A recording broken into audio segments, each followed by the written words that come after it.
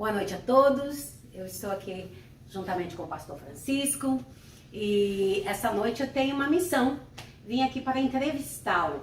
Eu gostaria de agradecer o pastor por ter me recebido e eu acredito ser de interesse da igreja, nós como membros da igreja, 19 anos de ministério. É uma vida, né? É um tempo bem longo e talvez, né, os novos, a gente que chegou depois, tem muitas coisas que a gente gostaria de saber e não sabe. Então eu preparei algumas perguntas e nós vamos estar a partir deste momento conversando com o nosso pastor e ouvindo, né, as coisas interessantes que ele tem para nos falar. Boa noite, pastor. Muito obrigada por me receber aqui essa noite. Boa noite, Marta. É um prazer receber você.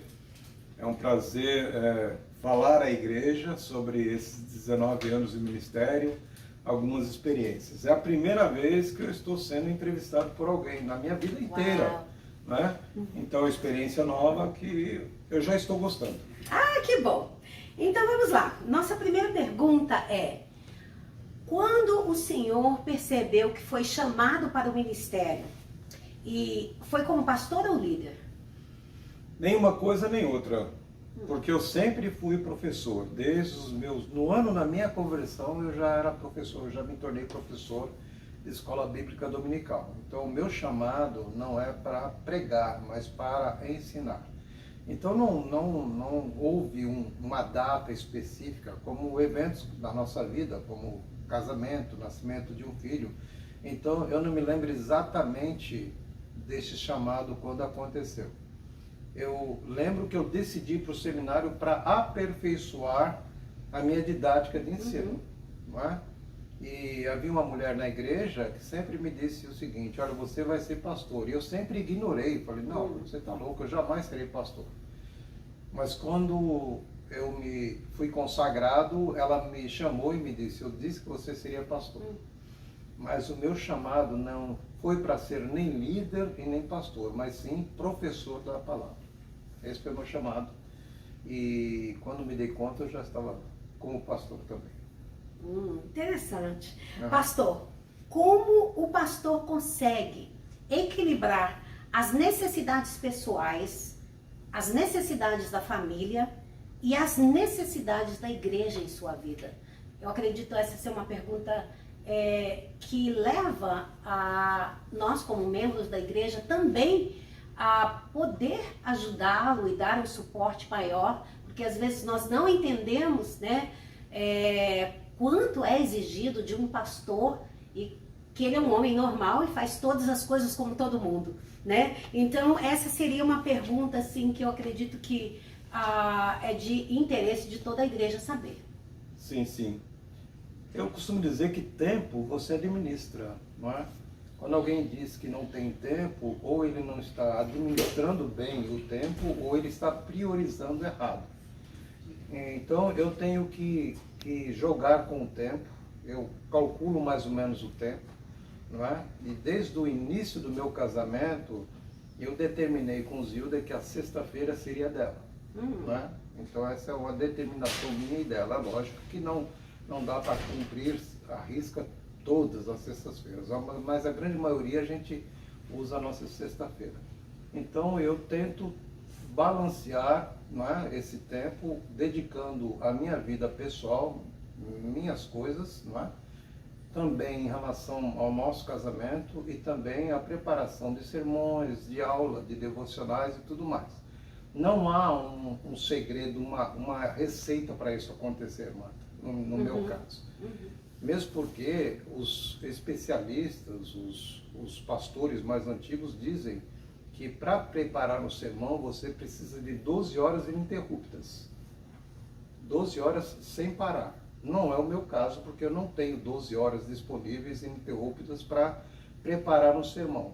Então o sermão, não é, eu acho que é uma pergunta que você tem a seguir, mas eu já estou me adiantando, o sermão meu já começa na segunda-feira. Eu já vou pensando, vou elaborando, vou escrevendo frases, mas eu administro da melhor maneira possível. Não sou especialista, né? Tempo é o que eu mais preciso, é o que eu menos tenho, mas eu consigo jogar com o tempo, sim, para administrar tanto a minha vida pessoal como minha esposa, meu relacionamento com ela e também a obra do Senhor. Tá, muito obrigada. Realmente, é um chamado, claro, Sim, que conciliar todas essas coisas e poder administrar, tendo um trabalho secular, pastoreando uma igreja integral, realmente, só se for o chamado de Deus, né? Sim, sim. Porque é o Senhor que vai acrescentando e vai dando aí o suporte que o pastor precisa. Mas nós, como igreja, também queremos poder te dar esse suporte, sabendo que nós somos abençoados no momento que nós estamos ouvindo uma palavra que realmente ela foi trabalhada ali, gastando várias horas para poder chegar até nós. E na realidade nós somos muito abençoados com a palavra, o pão que a Redeemer tem. Pão fresquinho sempre, que nos sacia, que nos faz muito bem. Obrigada, pastor. Bem, a pergunta 3 é a seguinte: o Senhor é um excelente professor. Isso daí não take for granted, não acho que a gente está falando demais, mas é uma realidade. O Senhor é um excelente professor e ensinador da palavra e sabe os versículos na ponta da língua. E essa é uma pergunta, porque é muito bonito quando você vê alguém falando, pregando e citando os versos da Bíblia com endereço, Salmo 23, 1 e vai embora, Se eu falando Salmo 23, porque esse pastor pediu para eu falar, eu sei ele, Mas, como que como que isso aconteceu, essa memorização da palavra? Porque eu tenho a impressão, quando eu estou sentada ali no banco da igreja, que o pastor sabe a Bíblia de capa a capa na memória. Porque são versículos tão compridos, chega a ser quase um capítulo inteiro de um livro falado sem, parece que o pastor está lendo, sem erro nenhum. Então, conta pra gente um pouco disso, como que é. Marta, eu sou de um tempo em que as igrejas promoviam debates de versículos bíblicos. Então nós fazíamos gincanas, campanhas, no nosso tempo de mocidade, Então Zilda lembra bem disso, inclusive, que nós fazíamos grupos que debatiam quantos sabiam mais versículos. Então no domingo, o exercício nosso era isso. Então a gente ficava a semana toda memorizando versículos. Os rapazes, as moças, os adolescentes, nós fazíamos isso desde cedo. Mas eu eu sou ruim de endereço, na verdade. Eu não sou bom de memorizar versículos, não. Eu tinha dificuldade de memorizar versículos. E as pessoas me perguntam assim: pastor, como é que o senhor consegue guardar tantos versículos? A minha resposta tem que ser sempre a mesma. Falei, gente, com mais de 45 anos de vida eclesiástica, de vida cristã, se eu não soubesse meia dúzia de versículos, é porque a coisa estaria muito feia. Mas eu devo isso também à experiência na minha vida cristã e também a essa escola que eu tive. Eu tive excelentes professores. Meu primeiro grande professor foi o pastor Antônio Carlos dos Santos, que ele exigia muito da gente. Exigia muito mesmo. Era assim a coisa que... Era muito zelo que ele tinha em ensinar a gente, Eu tive o pastor Edivaldo Siqueira, pastor Levi Penido, que vai pregar em maio na nossa igreja, no aniversário da igreja. Então eu tive muitos bons mestres que me ensinaram muito na palavra de Deus. E eu devo isso primeiro à minha adolescência e mocidade, e devo isso também ao tempo de vida cristã que eu tenho e também aos mestres que eu tive na minha vida cristã. Isso, com certeza, contribuiu para aquilo que eu sou hoje, bastante. Então, devo a eles também, por tudo que eu sei da palavra de Deus. E eu concordo com o pastor, porque eu nasci num lar cristão também, não vou falar a minha idade, mas é uma das coisas que realmente era exigida da gente como criança, criança em ministério infantil, ministério de jovens, adolescentes. Então a gente tinha um certo montante de versículos para memorizar, Então, não como pastor, mas eu também tenho assim vários versículos, muita coisa assim bem rápida que vem na minha mente, e eu devo isso realmente à minha infância e adolescência na igreja, Então, aproveitando aqui nós dois aqui, né, que a igreja, você pai, mãe que está aí, incentive seu filho a decorar, a memorizar um versículo bíblico, né? Porque a palavra de Deus diz: escondi a tua palavra no meu coração para eu não pecar contra ti. Exato. Então, é muito importante que a gente saiba a palavra e a própria palavra vai poder nos ajudar no nosso dia a dia. E eu me identifico bem com essa parte de memorização na igreja. Isso é muito bom.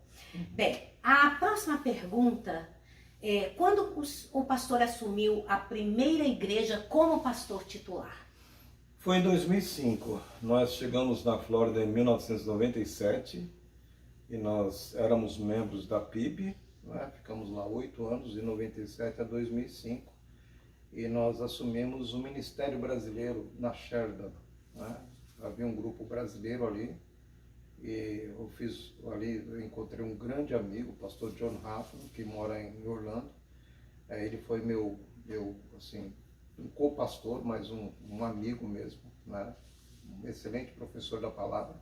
E nós assumimos ali um ministério brasileiro dentro de uma igreja americana. Foi a nossa primeira experiência como pastor.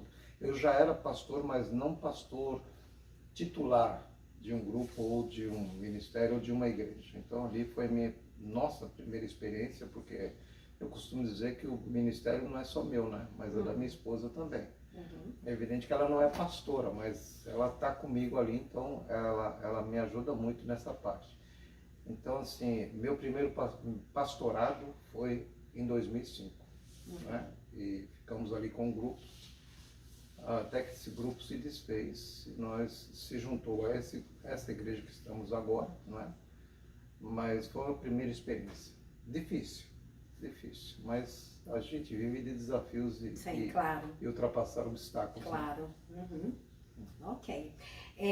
Bom, essa pergunta, ela também é muito importante e interessante, né? Pelo menos no meu caso, né? A gente que está no ministério, que é líder, que sempre tem, né, uma oportunidade de ter uma palavra, de dar uma palavra, e é muito difícil preparar um sermão. Eu, particularmente, meu Deus do céu, para preparar um sermão, eu fico, Senhor, é muito tempo, é muita coisa, é um desafio muito grande. E como o pastor prega todo o tempo, né, em todas as reuniões, qual é o seu sistema de preparação para um sermão? Essa pergunta me leva a lembrar do que o pastor Jeremias Pereira disse certa vez. O pastor Jeremias Pereira, ele é pastor da 8ª Igreja Presbiteriana de Belo Horizonte. E ele disse uma vez que a gente fica muito entusiasmado em ver pastores no YouTube, né? Então, nós vemos o pastor pregando no YouTube, só que ele prega aquele mesmo sermão em várias igrejas. E ele diz o seguinte, que para um sermão ficar bom, você tem que pregar ele 15 vezes, o mesmo sermão. E ele dizendo da valorização que a igreja deve dar ao seu pastor local. Porque o pastor local não pode repetir o mesmo sermão. Ele tem que, a cada domingo, trazer um novo sermão para a igreja. Uau. E a agravante em tudo isso é que hoje, pastores compram enlatados de sermão. Eles compram um pacote de sermão. Então eles compram esse pacote, o pacote vem com o PowerPoint, vem com o estudo do grupo familiar e vem com o sermão de domingo. Então aí a gente pergunta, cadê a unção, cadê a iluminação do Espírito Santo? Então a responsabilidade em pregar um sermão é muito grande. Evidentemente que a gente tem as ferramentas de consulta, como o Google e outras ferramentas, que nos ajudam a pesquisar tudo. No meu caso, como eu preparo o sermão desde segunda-feira, né, eu tenho um bloquinho de papelzinho amarelo na minha mesa, né, que o pensamento vem e escrevo, o pensamento vem e escrevo. E às vezes estou ouvindo o sermão, uma frase de um pastor eu venho e escrevo. Então o meu sermão, é que não dá tempo agora, mas eu tenho um pacotezinho, sabe? Tenho um pacote de papeizinhos amarelos, que é coisa que eu escrevo ali. Então o sermão ele é preparado assim, passo a passo, paulatinamente. Porque eu não tenho esse tempo que eu disse anteriormente, de 12 horas ininterruptas para preparar um sermão. Então, assim, quando a gente sobe ao púlpito para pregar um sermão, para mim sempre será como a primeira vez. Porque eu fico preparando o sermão e eu visualizo o rosto de cada pessoa, parece que eu estou pregando naquela hora ali para a pessoa. Então a preparação do sermão não é uma coisa, a gente não pode banalizar com isso, tem que ser algo muito sério. E tem que ser sempre de acordo com a necessidade que a igreja tem. Se a igreja precisa de disciplina, tem que ser o sermão de disciplina. Se a igreja precisa de santidade, tem que ser o sermão de santidade. Se a igreja não está se relacionando bem uns com as pessoas, a gente tem que pregar um sermão de relacionamento. Então a palavra sempre vai impactar de alguma forma ou de outra. Então essa preparação do sermão é uma preparação que envolve não só o fato de eu sentar no computador e dedilhar e preparar o sermão, mas envolve uma pesquisa à parte daquilo, entendeu? Então essa pesquisa começa já no domingo à noite quando sai da igreja.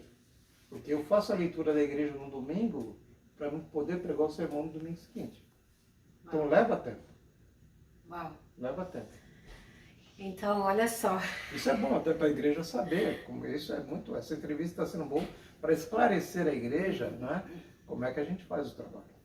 Porque como membros nós devemos entender que há um trabalho muito grande por trás disso. E o sentar, eu sei porque eu trabalho na igreja e estou sempre envolvida no ministério. E é muito gostoso você poder vir para o culto, sentar ali quietinho. Ai, hoje eu não tenho nada para fazer.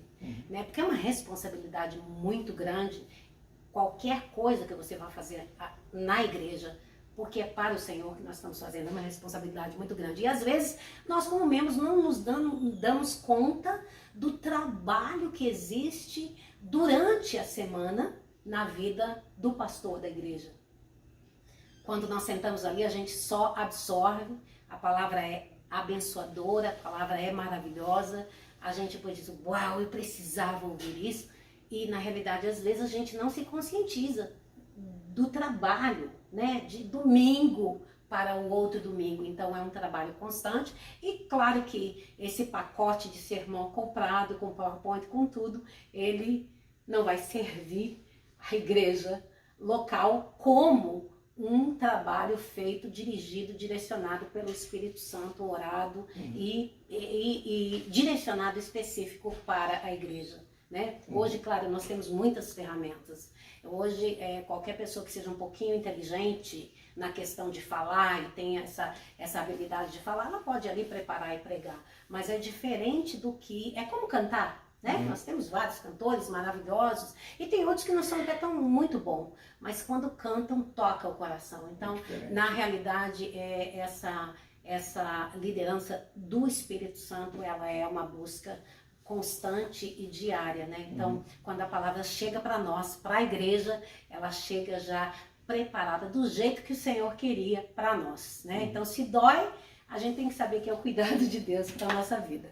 Obrigada, pastor. A última pergunta, então, para nós. Bem, hoje nós estamos aqui, né, comemorando, né, 19 anos de ministério.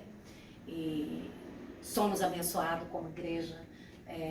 A Redeemer, ela é abençoada com esses 19 anos de ministério. Com certeza, pastor, você tem trazido para a gente, assim... uma palavra viva, uma palavra que tem transformado a nossa vida e o Senhor tem sido uma bênção na vida de casais, na vida de crianças, na vida de solteiros, na vida da igreja. Nós temos sido abençoados, pelo menos eu e minha família podemos dizer isso, que nós temos sido abençoados com todo esse tempo que nós estamos aqui. E após 19 anos de ministério pastoral, quais as suas metas para a sua família, para a igreja e ministerial? Família vem antes de tudo, né? Família vem antes da igreja, né? Deus, família, né? E eu tenho, ultimamente a gente tem sido muito incomodado, isso não é só a minha meta, mas a minha meta e da Zilda também, em trazer os nossos filhos de volta à presença do Senhor. Essa é a nossa grande meta, né? Porque é o que eu costumo dizer, se nossos filhos não estiverem bem com o Senhor, a gente não fica bem também, percebe? Então, a grande meta nossa é trazer os nossos filhos, pelo menos 2 deles, à presença do Senhor novamente. E nós vamos ver isso acontecer. Amém. Em relação ao que mais? A minha vida pessoal? A minha vida ministerial. Sim. metas para a sua família, para a igreja e ministerial. Isso. A vida ministerial, a gente vive num aperfeiçoamento constante. A gente não pode se acomodar com aquilo que a gente é, né? Então a gente tem que aperfeiçoar aquilo que a gente faz. Porque a Bíblia diz que até que todos nós chegamos à plenitude de Cristo. Esse é um processo de crescimento. É um processo de crescimento na nossa vida. E o pastor, ele é uma ovelha. Ele é uma ovelha de Jesus. Então ele tem que aperfeiçoar aquilo que ele já está fazendo, né? Então eu tenho que usar de estratégia para fazer melhor o trabalho que eu faço. Quando a gente se acomoda, estagna, é um perigo muito grande. Percebe? Porque a gente não para no lugar. Se a gente para, a gente regride.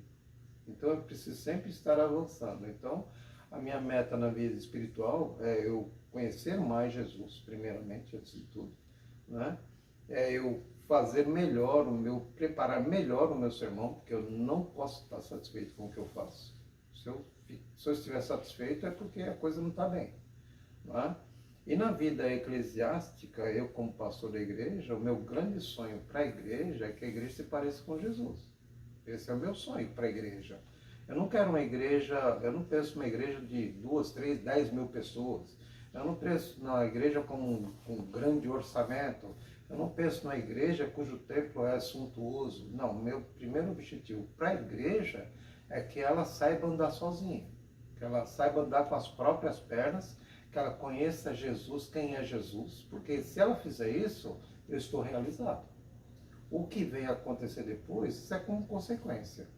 Então, a preocupação do crente, do membro da igreja, da ovelha, não é estar ali e ter uma igreja, sabe? Não, ela se parecer com Jesus. Se a igreja, se eu conseguir isso como pastor, eu já estou realizado. Para mim é isso. Bem, olha só quanta coisa nós ouvimos e podemos aprender um pouquinho mais a respeito do nosso pastor. Pastor, muito obrigada por esse tempo. Eu acredito que essas perguntas, elas vieram de encontro com as necessidades de membros da igreja, como eu, assim, em querer saber e conhecer um pouco mais, para que nós, como líderes de ministério, como membros da igreja, possamos entender um pouquinho desse trabalho todo árduo que é feito durante a semana, atrás, nos bastidores, onde a gente não vê, né? E saber também que existe um trabalho secular, que o pastor não é um pastor interino, onde trabalha só na igreja, tem o seu trabalho também.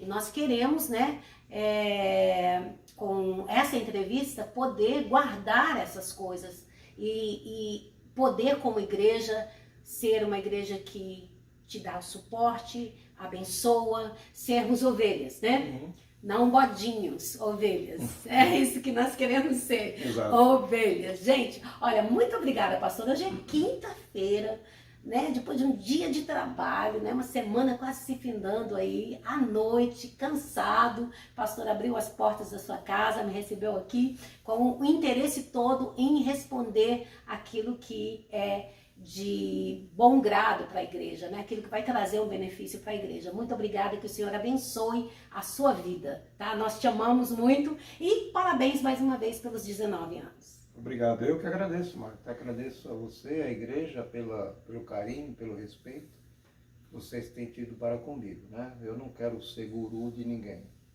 Eu não quero que a igreja dependa de mim. Que a igreja espere até domingo para receber uma palavra, não é? Não, eu não quero que a igreja terceirize a sua fé, mas que ela tenha a sua própria comunhão com Deus, a sua própria intimidade com Jesus, e que eu seja instrumento de Deus para orientar, para orar, para apoiar, né? Para estar ali com elas. Mas eu quero que a igreja caminhe e saiba, diante das bifurcações da vida, o que deve fazer e não esperar a palavra do pastor Francisco. Eu não sou centralizador, não sou. Eu dou liberdade a todos vocês para que vocês desenvolvam na sua vida cristã, né? E que vocês alcem voos, não é? Por si mesmos, sempre tendo Jesus como o espelho e referencial da vida. Amém. Obrigada, pastor. Obrigado a você, Marta. Boa noite. Boa noite.